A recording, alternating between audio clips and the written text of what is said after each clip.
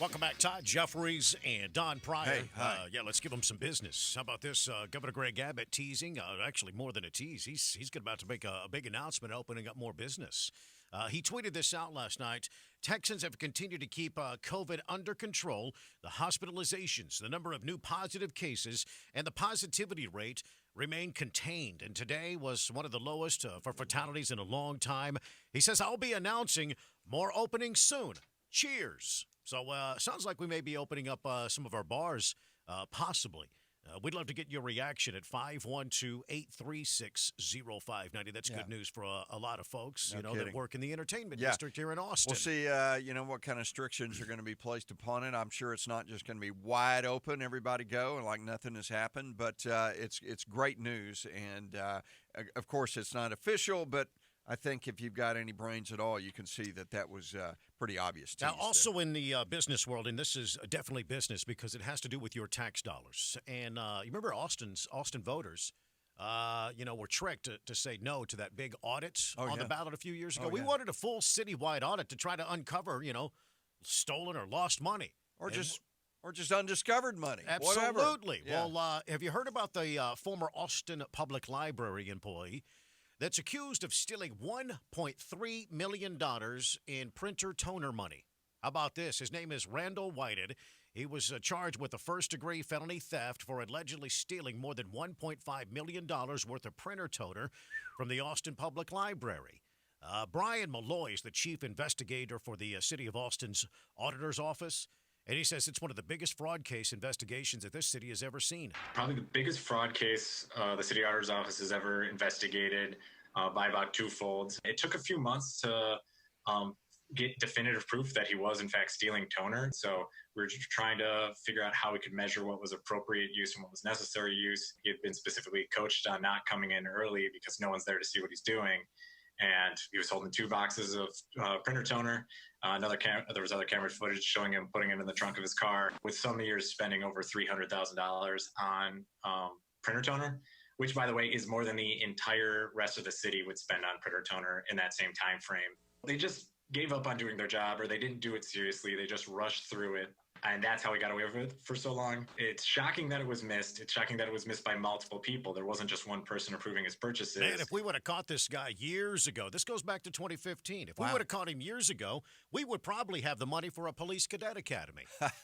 Yeah, absolutely right. No telling what we could do. They said in the investigation into Randall Whited, it took longer than a year. Malloy says they realized the purchases weren't necessary when security cameras caught Whited in the library about 6:45 in the morning putting toner in his car.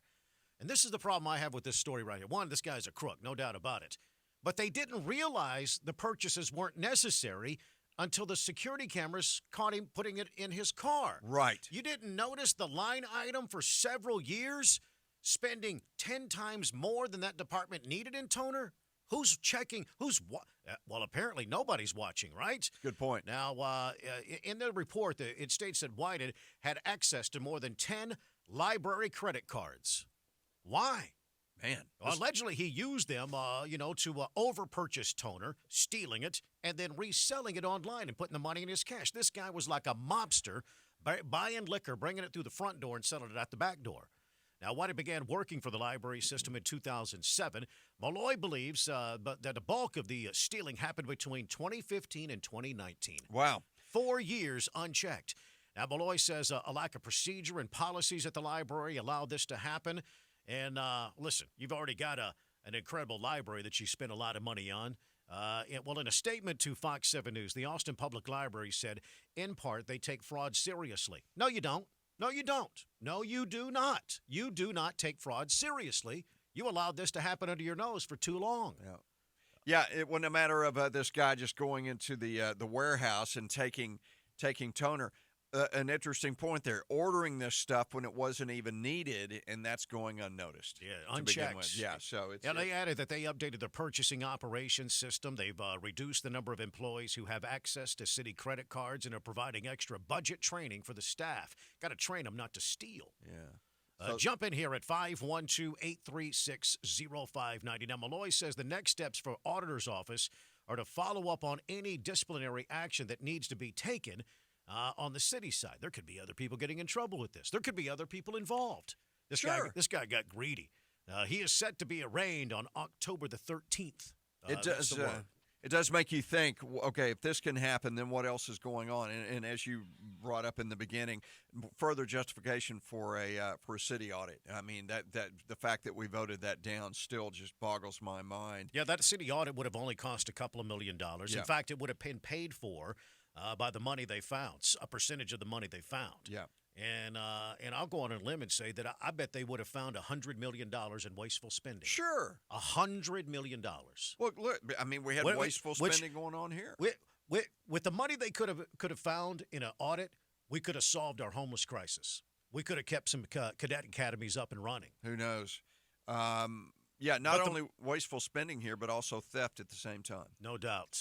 Jump in here. It's 512-836-0590. Extraordinary. Now, also in business news, cinemas continue to get hard as stocks plummet. Movie theaters were hammered as stocks opened Monday. Scene World, the parent company of Regal Cinema share price dropped 34.5% as they announced a temporary suspension of operations at more than 600 locations in the U.S. and U.K., which sent shockwaves through the industry. The share price had been struggling since early March due to the impact of the coronavirus on the film industry. Scene World is not the only theater chain hit hard. Cinemark also dropped 15.5%, and AMC also continued to dip, dropping 10%. Even though some theaters across the country opened up, the major cities remained shuttered. In Hollywood, Michelle Polino, Fox News. Yeah, that's troubling news for the cinema industry.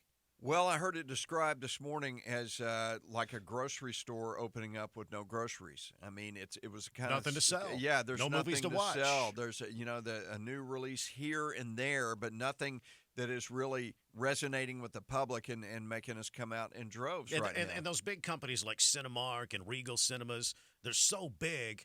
They can't even adjust on the fly to adjust to the current conditions in our economy. Yeah. Like an Alamo Drafthouse could. Right. Like a Movie House Eatery could. Yeah. Or another mom and pop food restaurant style theater. They're just so big they couldn't adjust. It almost makes me want to go out and just try to find some movie that I can be halfway interested in and just do it just to help to support these places, but can't do it alone. Yeah.